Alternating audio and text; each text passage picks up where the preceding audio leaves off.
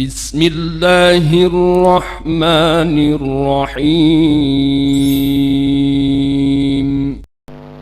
بسم الله الرحمن الرحيم. السلام عليكم ورحمة الله وبركاته.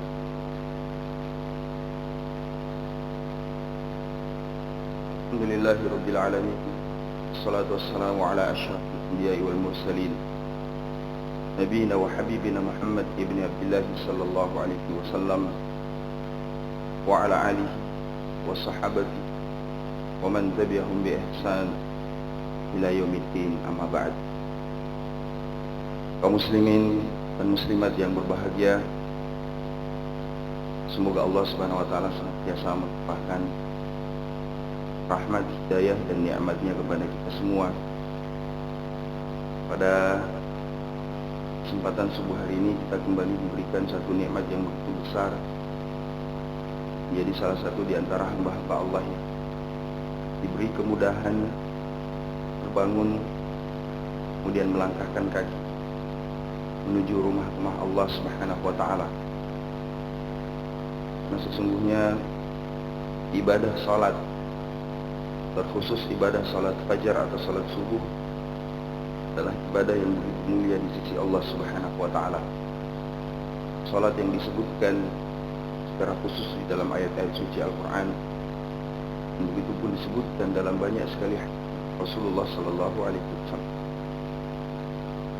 Dan setelahnya Allah memudahkan juga kembali kita bisa duduk-duduk bermajelis untuk mempelajari ayat-ayat suci Al-Quran dan hadis-hadis Rasulullah Sallallahu Alaihi Wasallam. Mana menuntut ilmu syar'i adalah merupakan salah satu kewajiban terbesar bagi setiap dari kita. Bahkan dia adalah kewajiban yang mendahului semua bentuk kewajiban yang lain. Makanya inilah sebabnya para ulama kita adalah insan yang tugas utama kita adalah beribadah kepada Allah. Wa ma khalaqatul jinna wal insa illa liya'budun. Dan tidaklah kami ciptakan jin dan manusia kecuali dalam rangka beribadah kepada Allah. Wa ma umiru illa liya'budullaha mukhlishina lahud-din hunafa.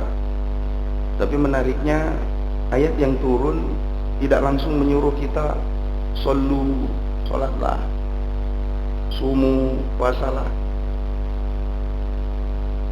Tapi justru menyuruh kita untuk membaca. Iqra' bismi rabbikal ladzi khalaq. Bacalah dengan nama Tuhanmu yang menciptakan segala sesuatu. Ini menunjukkan kaitan yang erat antara beribadah dan membaca sebagai kata yang mewakili aktivitas menuntut ilmu. Dan ini juga menunjukkan bahwasanya ibadah harus didahului dengan aktivitas menuntut ilmu. Karena dalam syariat kita, semua ibadah itu harus ditegakkan di atas ilmu yang benar. Tidak boleh asal-asalan. Semua ibadah asalnya adalah haram. Dalam kaidah fiqhiyah yang kita kenal bersama, al-aslu fil ibadah at-tahrim hatta yarida ad-dalil ala ibahatiha. Hukum asal dari beribadah itu sesungguhnya adalah haram, tak boleh sampai ada dalil yang membolehkan. Ini berlaku sebaliknya. Kalau muamalah, hatta yarida ad-dalil ala tahrimiha.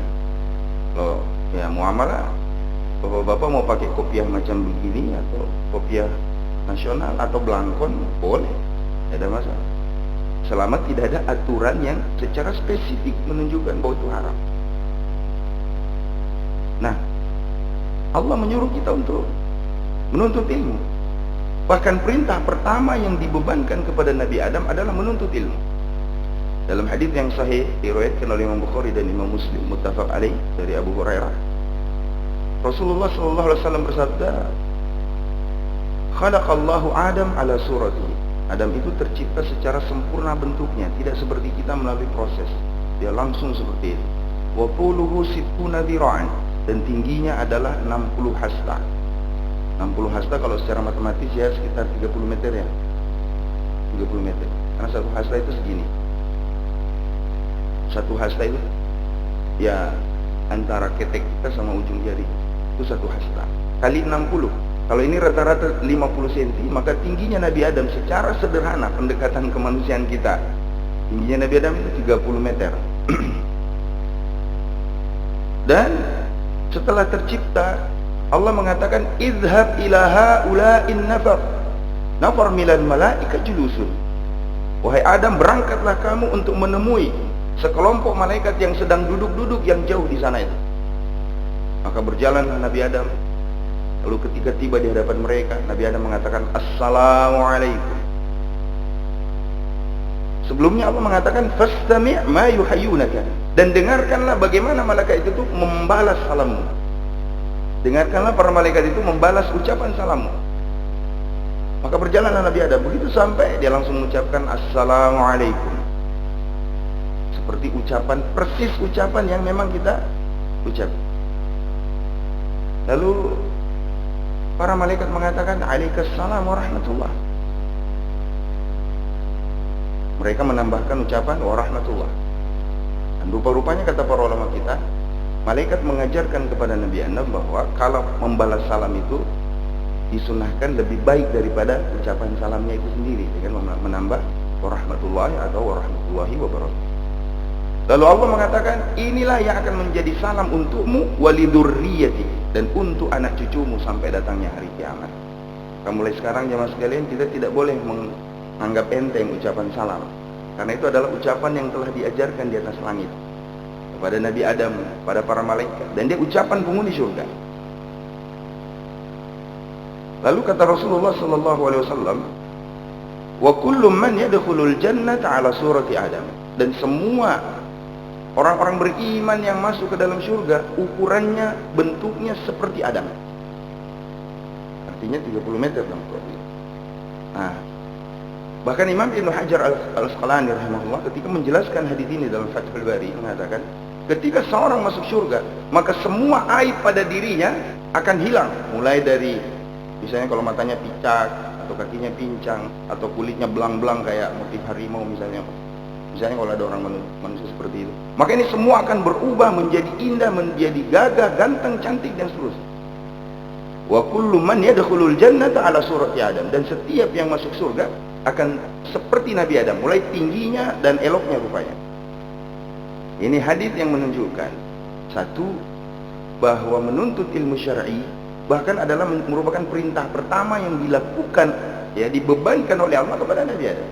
Idhab ila haula'in nafar fastami' ma yuhayyunaka, dan dengarkan apa yang disampaikan, bentuk penghormatan balasan dari malaikat itu untuk. Yang kedua, kata Imam Ibnu Hajar, ini menunjukkan dianjurkannya untuk menempuh perjalanan di dalam menuntut ilmu syar'i, karena ketika itu Adam harus menemui sekelompok malaikat yang jaraknya cukup jauh. Dan ini adalah isyarat-isyarat yang telah diberikan oleh Rasulullah SAW kepada kita melalui hadis. Nah, jemaah sekalian, izinkan kami pada kesempatan pagi ini menyampaikan keistimewaan-keistimewaan yang terdapat pada insan-insan muslim. Jadi kita dengan segala keterbatasan kita sebagai umat terakhir, ternyata memiliki, apa kalau istilah orang sekarang, privilege, ya, privilege. Begitu banyak fasilitas yang spesifik, yang istimewa, yang tidak diberikan kecuali kepada orang beriman seperti kita. Kita ini usianya pendek. Kita adalah umat yang dengan usia yang paling pendek. Bahkan saya lupa menyebutkan dalam hadis tadi, Rasulullah SAW bersabda, dan ukuran manusia itu akan terus berkurang sampai sekarang, kata Rasul. Ya, semakin kecil, semakin kesini, semakin kesana. Ya, maksudnya semakin kecil, semakin kesini, semakin kecil. Ya, jadi kata Imam Ibnu Hajar, umat itu, umat sebelumnya lebih besar dari umat setelahnya, dan terus berkurang sampai datangnya hari kiamat. Ini ukuran manusia. Jadi awalnya dulu 30 meter, sekarang sudah 160, 170, 180. Nah, begitupun isinya singkat. A'maru ummati ma baina 60 ila 70. Usia umatku ini antara 60-70 tahun. Dan sangat sedikit yang bisa melampaui itu. Tetapi dengan pendeknya usia mereka, mereka memiliki betapa banyak keutamaan yang tidak dimiliki umat-umat sebelumnya. Malam Lailatul Qadar yang setara dengan 1000 bulan, amalan-amalan yang sedikit, kemudian pahalanya begitu besar di sisi Allah Subhanahu wa taala. Nah, salah satu adalah amalan-amalan yang dengannya kita mendapatkan fasilitas didoakan oleh para malaikat. Kita kalau berdoa, insya Allah dikabulkan, makbul. Jangan kita, Bapak-bapak sekalian. Iblis ketika diusir dari surga, begitu minta langsung dikasih. Padahal makhluk yang terlaknat. Begitu sesaat setelah diusir, dia bilang apa? Dalam surat Al-A'raf, qalat fa'anzirni ila yaumi yub'atsun. Kalau begitu, jadikan aku sebagai makhluk yang usianya ditunda. Panjangkan usiaku sampai datangnya hari kiamat. Allah mengatakan, innaka minal munzirin. Kalau begitu engkau termasuk makhluk yang usianya ditunda, ditangguhkan. Baru saja dia menolak perintah Allah untuk bersujud kepada Adam. Itu pun sujudnya adalah lil ihtiram wa takrim, sebagai bentuk pemuliaan, bukan ta'abbud.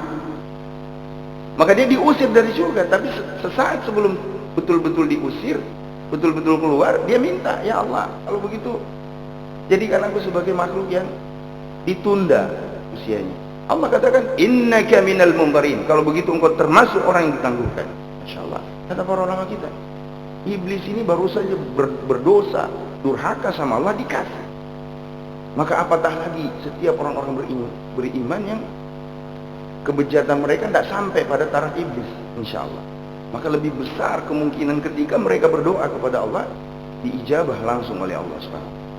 Nah, bayangkan sebaliknya kalau iblis, gimana kira-kira kalau malaikat yang berdoa? Dalam surat At-Tahrim pada ayat yang ke-6 Allah berfirman, la ya'sunallaha ma amarahum wa yaf'aluna ma yu'marun.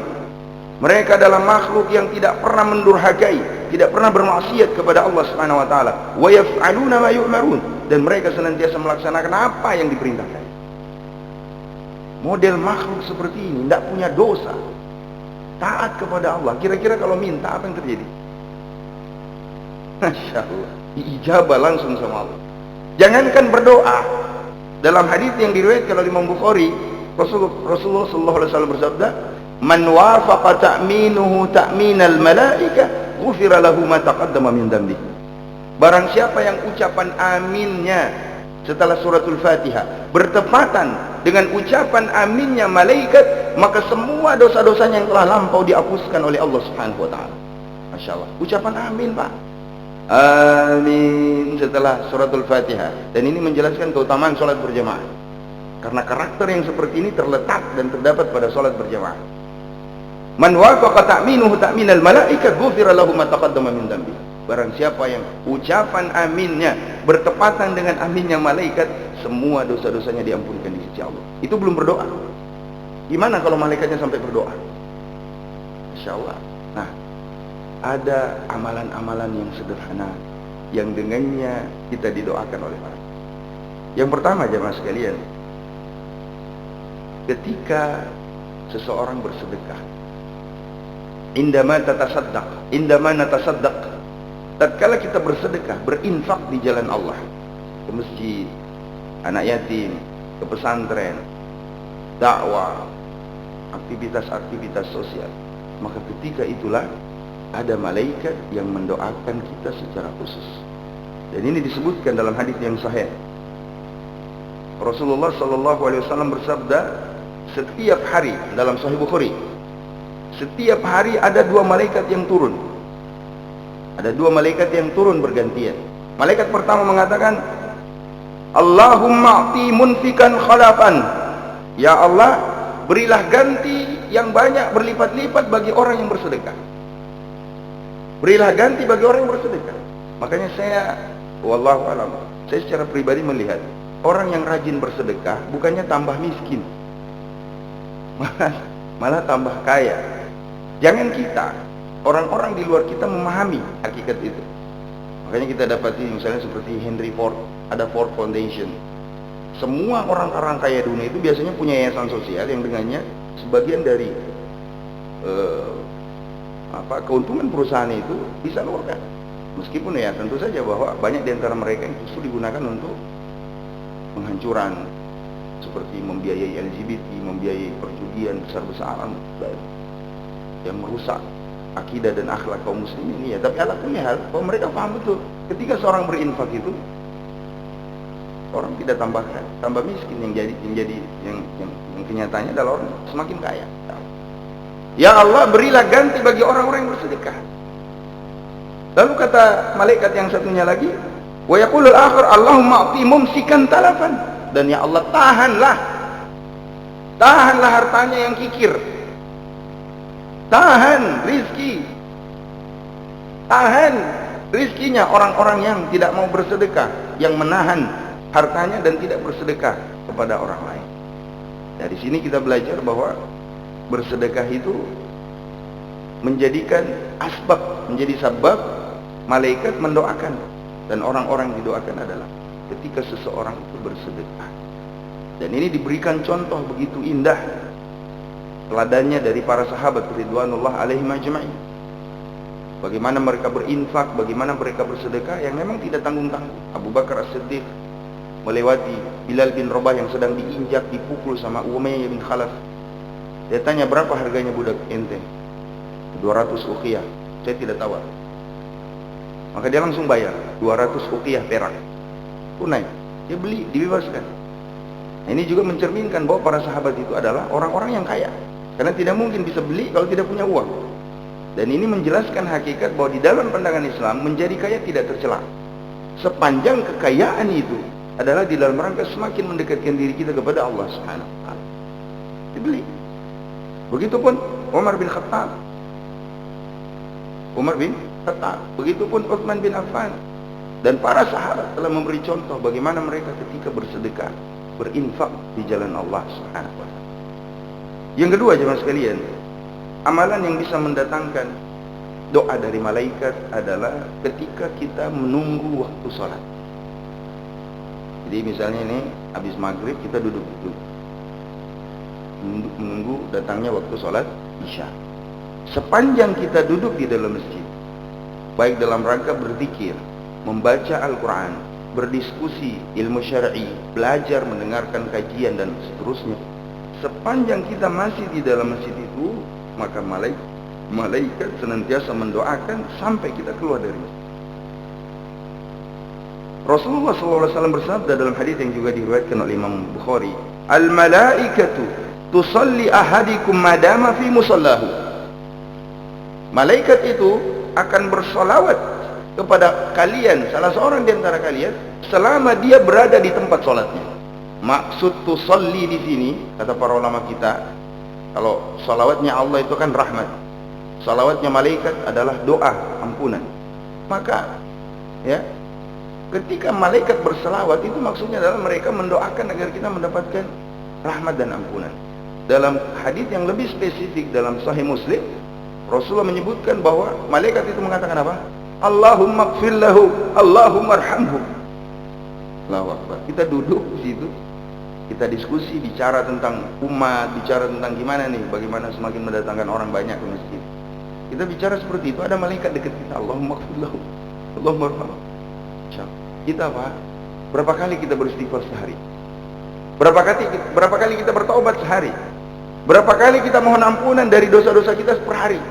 Tidak sebanding dengan banyaknya dosa-dosa kita. Tapi satu fasilitas sederhana yang ketika kita lakukan, bukan kita yang mendoakan diri kita, tapi ada malaikat makhluk yang tidak pernah mendurhakai Allah itu yang bilang, Allahumma ighfir lahu, Allahumma arhamhu, ya Allah rahmati dia, ya Allah ampuni dia. Dan itu ketika kita menanti-nanti datangnya waktu salat. Ini dalam hadis yang sahih diriwayatkan oleh Imam Bukhari. Malam yuhdith, selama dia tidak berhadas. Jadi kalau berhadas keluar lagi, ya, berwudu lagi. Kalau merasa berhadas, jangan tanggung ini, bentar aja, nanti menjelang isya baru berhadas. Wah, sayang sekali Anda melewatkan doa malaikat, karena kalau dia berhadas, malaikat berhenti. Ya, malaikat berhenti. Jadi keluar wudu, masuk lagi. Jangan tanggung ya, jangan bolak-balik balik ke WC. Mending nunggu aja sekalian. Nanti sebentar baru berwudu lagi. Jangan, begitu berhadas keluar berwudu, masuk lagi, maka kita akan mendapatkan lagi doa dari para malaikat. Dan Dalam Sahih Bukhari juga, apa kata malaikat itu? Allahumma ighfirlahu, Allahumma arhamhu. Ya Allah, ampuni dia, dan ya Allah, rahmati. Yang ketiga, jemaah sekalian, secara singkat, ketika kita mengajarkan kebaikan kepada orang. Jadi ketika kita mengajarkan kebaikan kepada seseorang, malaikat mendoakan. Mengajarkan ilmu syar'i, menasihati orang. Makanya sekarang kita tidak boleh menyia-nyiakan kesempatan ketika kita bertemu dengan orang, kita sampaikan pesan-pesan keindahan Islam. Waktu saya ujian akhir itu, Ustaz, Dr. Umar bin Hamad As-Suwaidan, mantan rektornya Libya, tulisan saya kan tentang Ahmadiyah dan kesesatan dan peran ulama Indonesia di dalam menghalangi itu. Setelah kita sampaikan isi tulisan itu, dia bilang salah satu problemnya antum di Indonesia adalah karena memang hukum itu belum ketat terhadap. Dengan bebasnya aliran-aliran sesat itu muncul satu persatu, dan itu tunggu memberi. Dan kalau antum perhatikan, kata beliau, Syekh Umar As-Suwaidan, dia bilang, kalau antum perhatikan, mereka begitu mudahnya diterima, meskipun datang dengan aliran yang begitu menyimpang, sesat, dan kita sepakat itu tidak mungkin. Ketika buka sendiri situs-situs resminya, terdapat kenyataan-kenyataan yang dalam, ya Allah, kok bisa ada orang seperti ini? Kok bisa ada keyakinan seperti ini? Tapi ala kulli hal itulah yang terjadi. Artinya, kata beliau, ini memberikan pelajaran bahwa ketika mereka tampil dengan tampilan yang begitu bagus, akhlak, adab, mereka berlemah lembut dengan masyarakat, tentu didukung, di backup dengan dana yang unlimited, mereka berhasil menipu banyak orang. Mereka tumbuh, jumlahnya sekarang disinyalir sampai 200 juta orang. Pengikut Ahmadiyah sampai 200 juta orang. Bukan seluruh dunia. Seluruh dunia 200 juta orang. Coba Pak. Maka kata beliau, sekarang mulai antum dalam berdakwah dan mengenalkan Islam ke tengah masyarakat, tampillah dengan ini. Tampilkan keindahan dan keistimewaan Islam. Ini yang harus antum angkat. Berusahalah, karena tugasnya antum tidak mudah. Tugasnya antum begitu berat. Kawan sekalian yang dirahmati oleh Allah Subhanahu wa taala. Ada seorang guru saya juga, namanya Syekh Saleh bin Hamad, pernah menceritakan bahwa saya pernah di London. Dipanggil lokal komunitas muslim di sana. Telepon, saya datang untuk ceramah di depan orang-orang muslim di London. Di sela-sela kegiatan saya naik kereta keliling London. Saya pas juga bawa istri, ya. Nah, mumpung ini kita ke London bawa istri sekalian apa ya, rekreasi. Di depan saya tiba-tiba naik seorang pemuda. Sejak awal dia sudah menatap dengan sinis. Tatapan apa ya? Tajam. Tajam dan cenderung mengintimidasi. Lama akhirnya pemuda ini mengatakan, "Pak, Anda pasti seorang muslim." Karena pakaiannya jelas. Syekh Saleh bin Hamad itu ya berjenggot, tipikal orang Arab, jubah dan kaum butrah. Iya, saya seorang muslim. Ada apa dengan keislaman saya? Dia bilang, saya mau bertanya. Boleh? Boleh. Bilang, kenapa Bapak memilih Islam? Bukankah sebelum Islam itu sudah banyak ajaran yang ada Buddha, ada Zoroaster, ada Nasrani, bahkan Yahudi? Itu kan lebih duluan daripada Islam. Ngapain ente milih Islam? Islam datang belakangan, ya kan? Ya baru itu, ada seniornya. Syekh Saleh bin Hamad ini pernah ngajar di Libya juga, ya. Dosen di Jamiatul Imam juga. Dia bilang, boleh enggak saya bertanya lagi sebelum saya jawab? Oh boleh, siapa takut, silakan. Syekh Saleh bin Hamad bilang, you kalau mau beli gadget ya, handphone, you beli buatan yang dulu atau buatan sekarang? Ya jelaslah buatan sekarang, kata dia. Itu kenapa coba? Dia bilang, ya fasilitasnya lebih oke, ya kan? lebih bugsnya, antivirusnya, lebih begini. Oh begitu, iya. Shalih bin Hamad mengatakan, nah karena itulah saya memilih Islam. Islam yang menjadi penyempurna risalah langit sebelum. Bukan hanya penyempurna. Kalau handphone kan masih ada yang setelahnya. Islam sudah tidak. Islam sudah putus dengan ayat Al-yawma akmaltu lakum dinakum wa atmamtu alaikum ni'mati wa raditu lakumul Islam madinah. Dan kata Umar bin Khattab, ayat ini turun hari Jumat di padang Arafah. Ketika Rasulullah SAW wukuf di haji terakhir beliau. Dan ini menjelaskan keutamaan hari Jumat. Bahwa hari Jumat Allah menutup risalah langit. Dimulai dari Nabi Adam, menghabiskan masa 124.000 nabi. Ditutup di zaman Rasulullah SAW, dan itu terjadi pada hari Jumat di padang Arafah. Dengan ayat ini. Kata Umar bin Khattab, saya pernah ketemu Rabi Yahudi dan bilang, ada ayat yang kalian baca di dalam Al-Quran yang andai dia diturunkan kepada orang kami, Bani Israel, kami jadikan hari raya. Umar tanya, ayat apa itu? Al-yawma akmaltu lakum dinakum wa atmamtu alaikum ni'mati wa raditu lakumul Islam madinah. Maka itu di mana? Kalau sekali, ya. Oh begitu, iya. Setelah memandang Syekh Shalih bin Hamad, dia pandang lagi istrinya, pakai niko, pakai cadar. Nah ini ngapain juga ini pakai? Apa ini tidak menghalangi kebebasan mereka berekspresi? Kasihan kan kecantikannya tidak bisa dieksplorasi, diperlihatkan begitu. Ini mengekang kaum wanita. Yang saya tanya, apa fungsinya itu?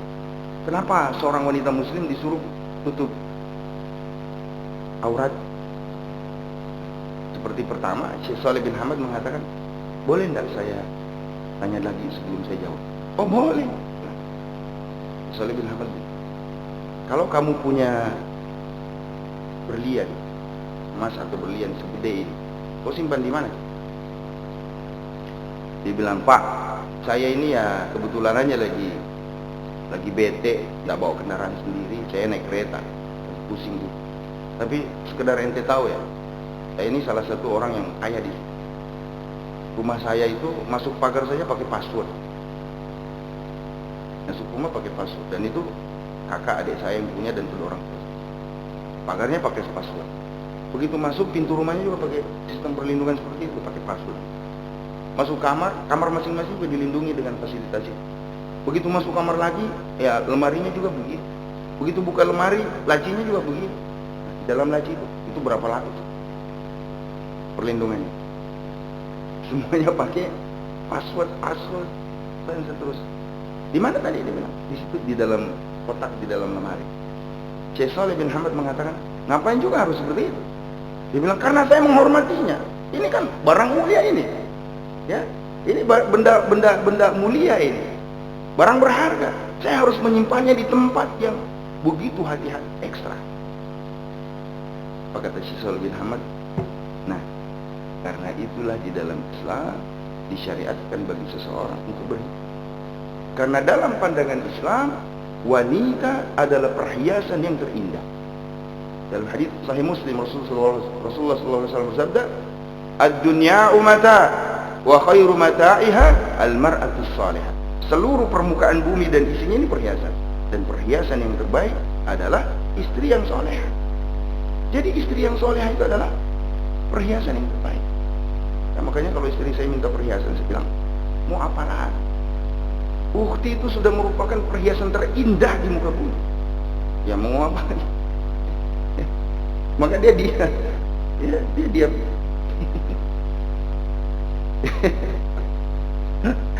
Nah, akhirnya apa yang terjadi?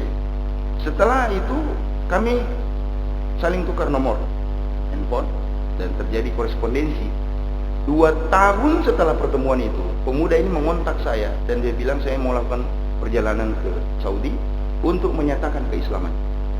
Dan dia melakukan perjalanan ke Arab Saudi untuk bersyahadat di depan Ka'bah, asyhadu an la ilaha illallah wa asyhadu anna Muhammadar Rasul. Pesannya Syekh Shalih bin Hamad, ikhwan sekalian, jangan abaikan, jangan sia-siakan kesempatan ketika bertemu dengan orang lain. Sampaikan keindahan Islam. Boleh jadi itu menjadi asbab mereka dapat hidayah dari sisi Allah. Ternyata dia Yahudi, pemuda yang sangat membenci Islam, tapi dengan penjelasan yang bagus, dengan narasi yang indah, dia tergerak hatinya untuk masuk ke dalam Islam. Nah, bukan malah dibalas dengan pakai marah-marah misalnya. Apa yang juga ini Yahudi? Tidak. Berikan kesempatan bagi dia untuk mencerna dengan baik, maka dia dapat hidayah dari sisi Allah. Rasulullah SAW bersabda dalam hadis yang sahih, Innallaha wa malaikatahu wa ahlas samawati wal ard hatta an-namlah fi juhriha wa hatta al-haut fil bahr la yusalluna ala muallimin nasil khairah. Sesungguhnya Allah, malaikat-malaikatnya, seluruh penghuni langit, seluruh penghuni bumi, bahkan semut yang ada di lubang, ikan yang ada di lautan akan bersalawat kepada orang yang mengajarkan kebaikan kepada orang. Seseorang yang mengajarkan kebaikan, menjadi guru taman kanak-kanak, mengajarkan Al-Quran, TKTPA, menasihati seseorang ketika mereka bertemu, semua ini adalah aktivitas yang menjadikan kita, seseorang mendapatkan doanya para malaikat.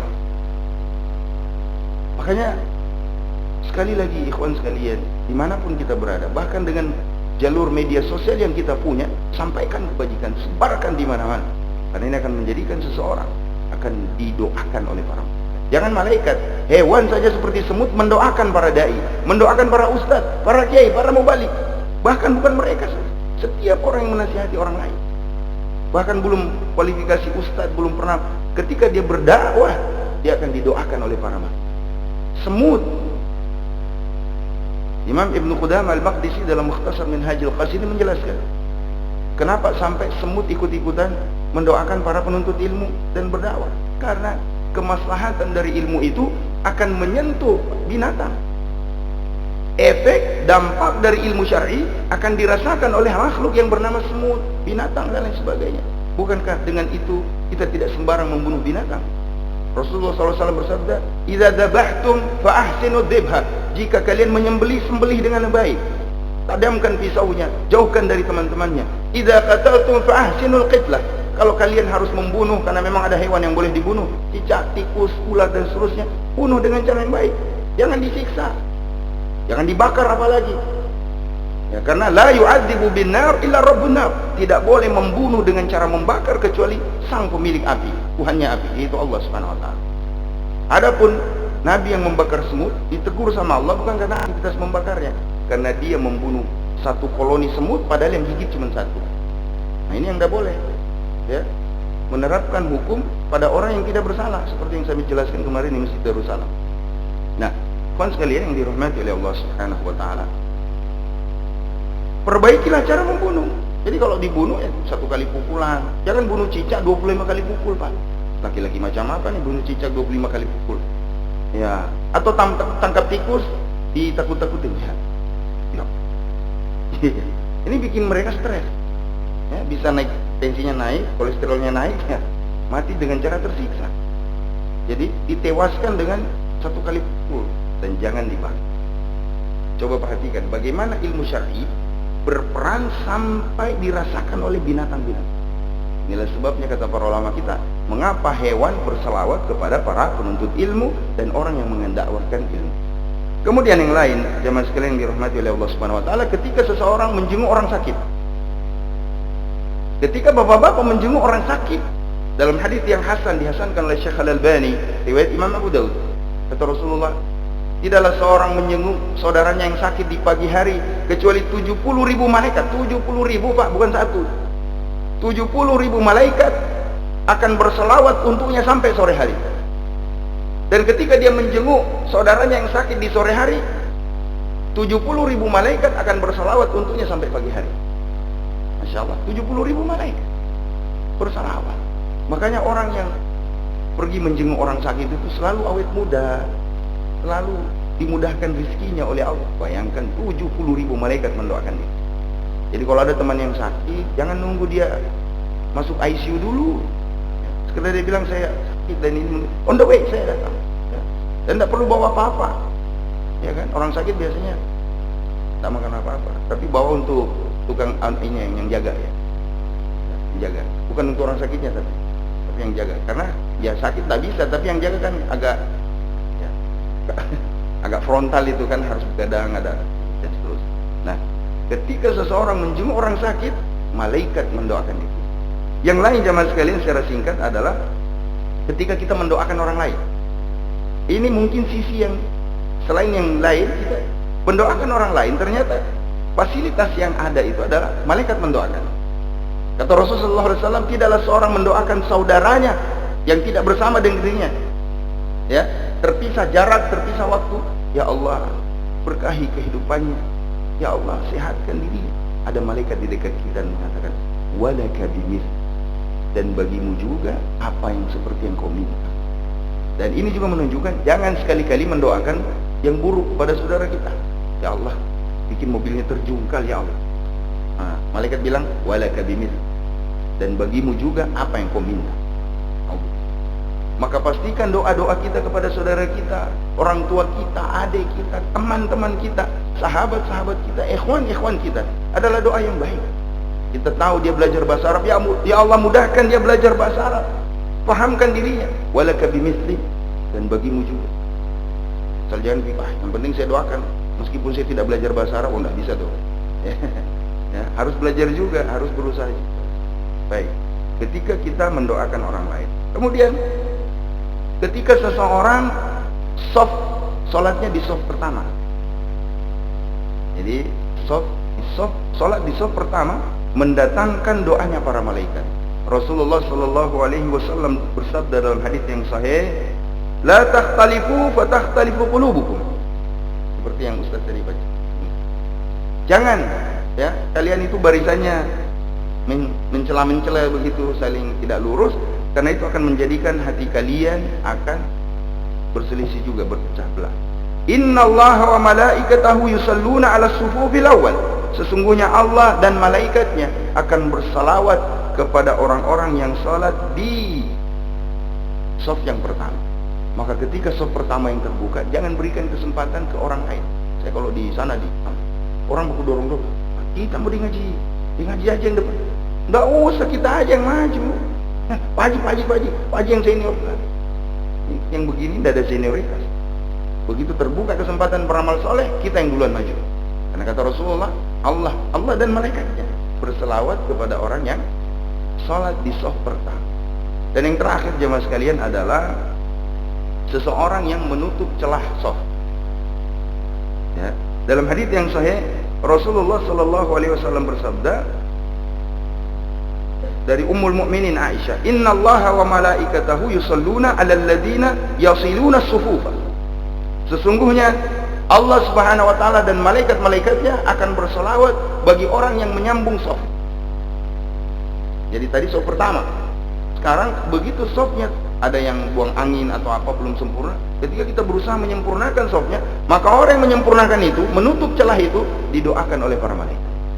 Betul-betul sebuah amalan yang dalam pandangan kebanyakan kita mungkin sederhana, tapi ternyata ketika kita laksanakan dengan ikhlas untuk menggapai ridhonya Allah Subhanahu wa taala dan juga tentu mengikuti sunnah Rasulullah, semua amalan-amalan ini menjadi sebab kita didoakan oleh makhluk yang tidak pernah berdosa, tidak pernah mengingkari perintah Allah, dan tidak pernah mendurhakai Allah Subhanahu wa taala. Mudah-mudahan bermanfaat jemaah sekalian dirahmati oleh Allah Subhanahu wa taala. Subhanakallahumma wa bihamdik asyhadu an la ilaha illa anta astaghfiruka wa atubu ilaik. Wa sallallahu ala nabiyina Muhammadin wa ala alihi washabihi ajmain. Wa akhiru da'wana anil hamdulillahi rabbil alamin. Assalamualaikum warahmatullahi wabarakatuh. Waalaikumsalam warahmatullahi wabarakatuh.